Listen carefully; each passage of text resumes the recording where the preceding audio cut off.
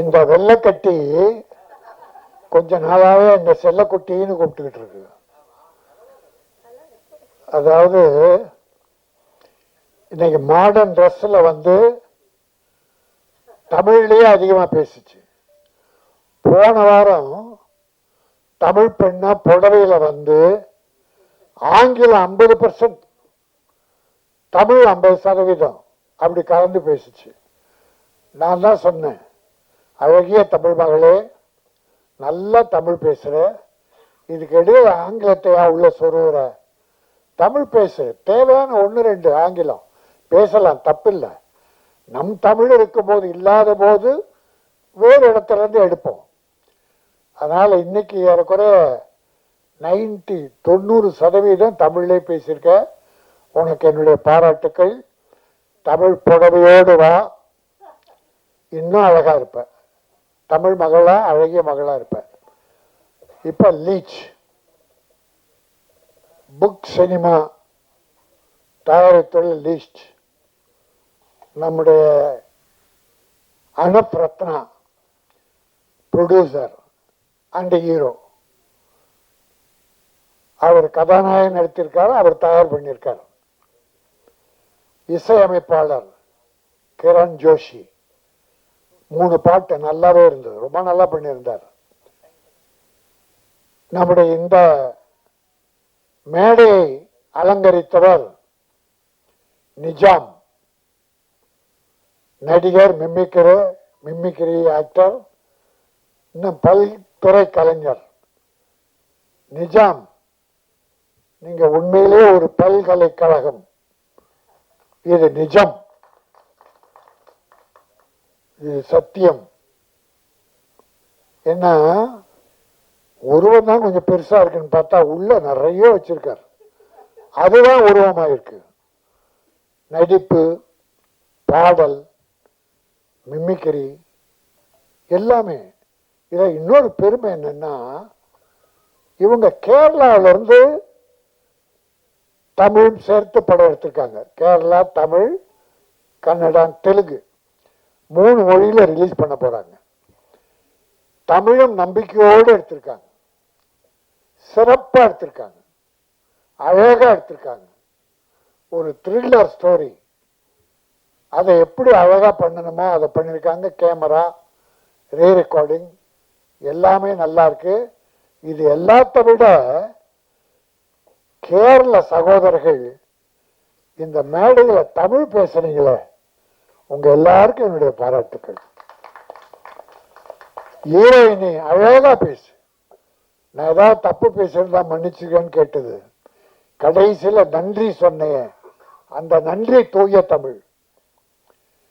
நிறைய நல்ல எல்லாருமே அழகா பேசுறேன். ப்ரொடியூசர்ல, மியூசிக் டைரக்டர்ல இருந்து ஸ்டண்ட் நம்ம தம்பி, தமிழ் தம்பி, அவனை தைரியமா கேரளா கூட்டு போய் படத்தை அழகா ஸ்டண்ட் பண்ணி கொடுத்துருக்காரு. தமிழை நம்பி வந்தால் எந்த தப்புமே வராது, ஞாபகம் வச்சுக்க. தமிழர்களை நம்புவர்கள், தமிழர்கள் தான் அவங்க கெட்டு போவாங்க, ஆனா அடுத்தவர்களை கெடுக்க மாட்டார்கள். ஆக இந்த தமிழ் படம் லீச் ரத்தத்தை உறிஞ்ச அட்டை, ஒரு அட்டை கிருமி இருக்கு இல்லையா, உடம்புல ஒட்டிச்சுன்னா இருக்கிற ரத்தத்தெல்லாம் உறிஞ்சிருமா. அதை போல இன்றைக்கு சமுதாயத்தில் உள்ள அரசியல்வாதிகள், அதிகாரிகள், பெரும் பெரும் கோட்டீஸ்வரர்கள் ஏழைகளின் ரத்தத்தை உறிஞ்சுகிறார்கள். ஏழைகளை ஏழைகளாக வைத்திருக்கிறார்கள். கோட்டீஸ்வரன் உயரிக்கொண்டே போகிறான். இன்னைக்கு இந்தியாவில் இருக்க 3வது பணக்காரன் பார்த்தா, உலகத்திலே 3வது பணக்காரன் யாருன்னு பார்த்தா உங்களுக்கு தெரியும். நம்ம அரசியல் வேண்டாம், ஆனா திட்டமிட்டு ஒரு குடும்பத்தையே உலக பணக்காரனாக்கி இருக்கிறாங்க. ஏழைகளை இன்னும் ஏழை ஆக்கிட்டே இருக்காங்க. ஆக இந்த அட்டை உறிஞ்ச ரத்தம் மாதிரிதான் ஏழைகள் 80 கோடி பேருக்கு உணவு 5 கிலோ அரிசி இனமா தரேன்றாங்க. ஏன் கொடுக்குற? 75 வருஷம் ஆச்சு சுதந்திரமாகி, இன்னும் ஏன் 5 கிலோ கொடுக்குற? அவளோட உழைச்சி பிழைக்க வேலை வாய்ப்பை கொடுக்க வேண்டியதானே. வேலை செய்து பிழைக்கணுமே தவிர குடும்பத்தை காப்பாற்றணும். ஆனா அடுத்தவன் ரத்தத்தை உறிஞ்சுகிற அட்டைகள் இருக்கிற காரணத்தால் ஏழைகள் ஏழைகளாகவே போய் கொண்டிருக்கிறார். ஆக இன்றைக்கு இந்தியாவிலே அது நிறைய பேசு பொருளாகி இருக்கிறது. எல்லாருமே உணர்ந்திருக்கிறார்கள். ஆகவே அருமை சகோதரர்களே, அடுத்தவர்களை வாழ வைப்போம். நாம் வாழ்வோம், அடுத்தவர்களையும் வாழ வைப்போம். நான் ஒரு சில விஷயம் சொல்லுவேன். ஆத்மா, புண்ணியாத்மா, மகாத்மா. ஆத்மா நமக்குள்ளே இருக்கிறது. நாம் நல்லா இருக்கணும், நாம் குடும்பம் நல்லா இருக்கணும் என்று உழைத்து பிழைத்து குடும்பத்தை காப்பாற்றுற ஆத்மாவுக்கு சொந்தக்காரன். இன்னொரு கேட்டகரி, நாம நல்லா இருக்கணும், நல்லா இருந்து அடுத்தவங்களே வாழ வைக்கணும், மற்றவங்களும் வாழணும். நாம் சம்பாதித்ததில் நம் குடும்பத்துக்கு வைத்துக் கொண்டு மற்றவர்களும் உதவி செய்யணும். அவன் புண்ணியாத்மா. ஆத்மா புண்ணியாத்மா. இன்னொரு கேட்டகரி தான் அற்புதம். நான் வாழணும்னு அவசியம் இல்லை, என் குடும்பத்தை பற்றி எனக்கு கவலை இல்லை, ஆனால் பிறர் வாழ வேண்டும் அப்படி நினைக்கிற தெய்வங்கள் மகாத்மா. மகாத்மா காந்தி இந்தியாவுக்காக வாழ்ந்தார், அவர் உலக மகானார். அன்னை தெரேசா உலகத்துக்காக வாழ்ந்த தாய். அன்னை தெரேசா கல்யாணம் ஆகியிருந்தா ஒரு 2 குழந்தைகளுக்கு தாயா இருக்கலாம்.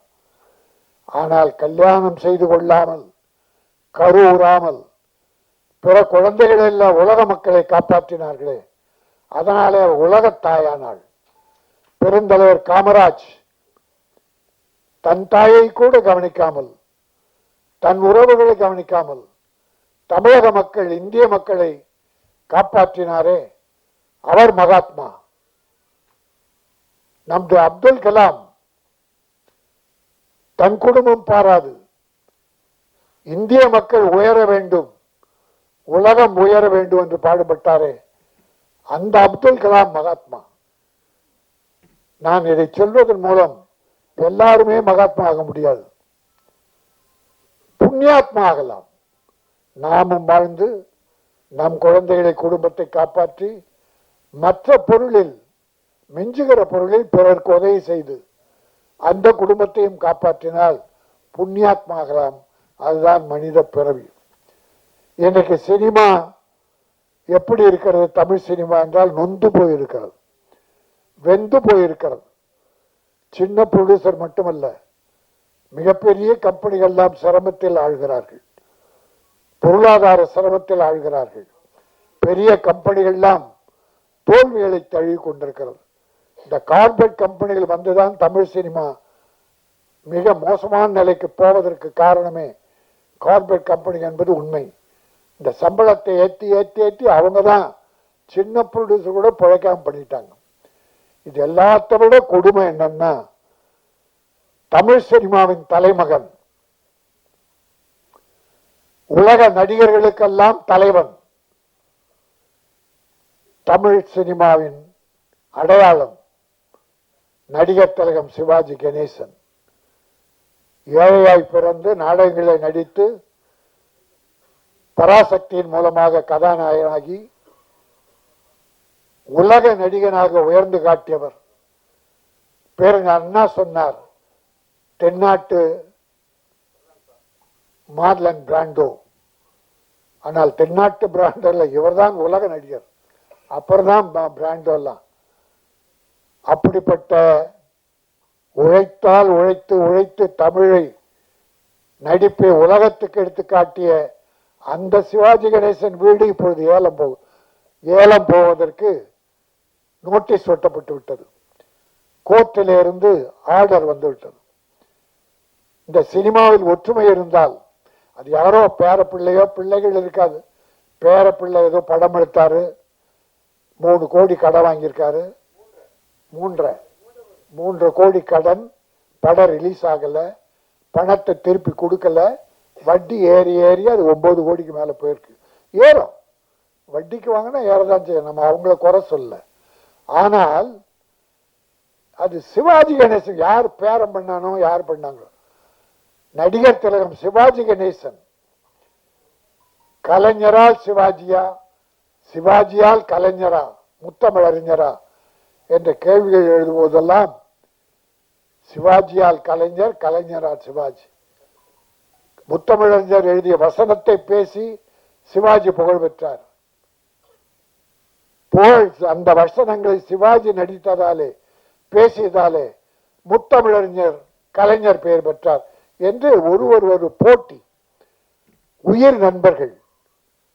அவருடைய வீடு இன்றைக்கு ஏலம் என்கிற போது யாரால் எதனால் என்பதை பார்ப்பதை விட தமிழ் நடிகர்கள், ஹீரோக்கள் மனசு வச்சா 10 பேர் ஒன்னா சேர்ந்து கொஞ்சம் பணம் போட்டு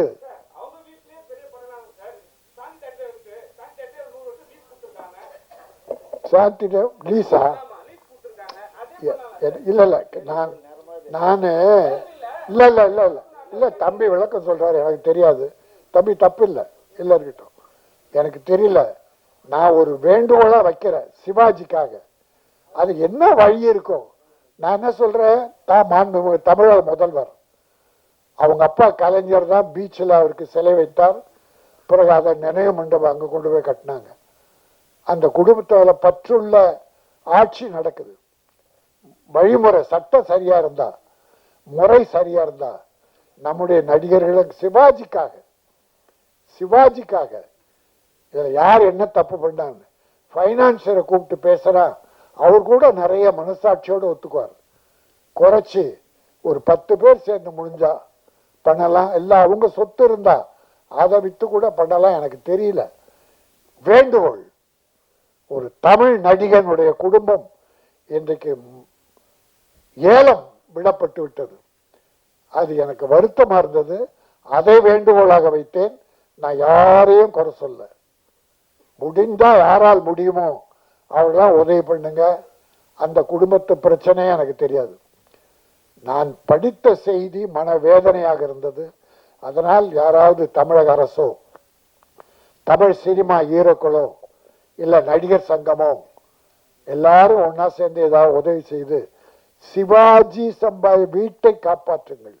அவங்க பேர புள்ள அதை பத்தி இல்லை. பிரபு கூட நல்லா தான் இருக்கார், நிறைய படம் பண்ணிட்டு இருக்காரு. அவர் ஒரு வேண்டுகோள் வச்சா கமலஹாசன் பண்ணலாம். அந்த குடும்பத்து மேல அவ்வளவு பாசம் உள்ளவர். நடிகர் திலகத்தின் காலடியிலே கிடப்பார். ஒய்ஜி மகேந்திரனும் கமலஹாசனும், சூப்பர் ஸ்டார் ரஜினிகாந்த் சாரும், மத்த விஜய், அஜித் எல்லாரும் சேர்ந்தா கூட காப்பாத்திடலாம். எனக்கு என்ன வழின்னு தெரியல, என்ன சொல்றேன்னு தெரியல. ஒன்னே ஒண்ணு வேண்டுகோளா இதை வைக்கிறேன். யார் மேலேயும் நான் குறை சொல்ல வரல. இப்பொழுது இந்த படம் லீச் மிகப்பெரிய வெற்றி பெற்று மக்கள் மனதிலே ரீச் ஆக வேண்டும். இது ரீச் ஆகும். தமிழை நம்பி வந்திருக்கிறார்கள். தமிழர்கள் நம்பி அவர்களை கைவிட மாட்டார்கள். ஆகவே என் அருமை தம்பி தயாரிப்பாளர், மியூசிக் டைரக்டர், நடிகர் நிஜாம், ஸ்டண்ட் நடிகர், டெக்னீஷியன்ஸ் எல்லோருமே மிக அற்புதமாக செய்திருக்கிறார்கள். படம் மிகச் சிறப்பாக இருக்கிறது. சின்ன படங்கள் இன்றைக்கு ஓடுகிறது, மக்கள் விரும்புகிறார்கள். பெரிய நடிகர்கள் நடித்த படம்லாம் 6 மாசத்துல பார்த்தா காணாம போயிடுச்சு. சின்ன படங்கள் 10-15 படங்கள் இந்த ஆண்டிலே சென்ற ஆண்டு வெற்றி பெற்றிருக்கிறது. ஆக படம் ரிலீஸ் ஆன பிறகுதான் இது சின்ன படமா பெரிய படமானே தெரியுது, மக்கள் முடிவு பண்றான். அதனால் இந்த லீச் இங்கே தமிழக மக்கள் உங்களை ஆதரிப்பார்கள். எங்கள் பத்திரிகை சகோதரர்கள், ஊடக நண்பர்கள் சிறப்பா எழுதுவாங்க. ஒரு மதுரையில் ஒரு ஹோட்டல்ல எழுதி போட்டிருந்தாங்க, ஒரு போர்டு எழுதி போட்டிருந்தாங்க, இங்கே சாப்பிட வருபவர்கள் சாப்பிட்ட பின்னாலே உணவு நன்றாக இருந்தால் எங்களிடம் சொல்லுங்கள். நல்லா பண்ணியிருக்கப்பா, ஹோட்டல் நல்ல ஹோட்டல்ப்பா, நல்ல சாப்பாடுப்பா. எங்களிடம் குறை இருந்தால் மன்னிக்க வேண்டும். சாப்பிட்டு ஏதாவது உணவு உப்பு இல்லை, காரம் இல்லை, குறை இருந்தால் எங்களிடம் சொல்லுங்கள். சாப்பாடு நல்லா இருந்தால் வெளியே சொல்லுங்கள். சாப்பாடு நல்லா இருக்குவா அந்த ஹோட்டல்ல, நல்லா பண்ணியிருக்காங்க, ஃபர்ஸ்ட் கிளாஸ் என்று வெளியே சொல்லுங்கள். நல்லா இல்லைன்னா எங்ககிட்ட சொல்லுங்க, கேஷியர் கிட்டப்பா இது நல்லா இல்லை மாற்றிக்க சொல்லுங்க என்று ஒரு போர்டு எழுதி படித்து ஆச்சரியப்பட்டேன். அதே போல என் சகோதரர்களே, நல்லா இருக்கிறத கொஞ்சம் நல்லா எழுதுங்க. குறை எழுதலாம், குறை எழுதணும், அதை குறைவா எழுதும். அதுவும் சின்ன படங்களுக்கு கொஞ்சம் குறைச்சே எழுதலாம், பெரிய படங்களுக்கு நல்லாவே எழுதுங்க. நன்றி, வணக்கம்.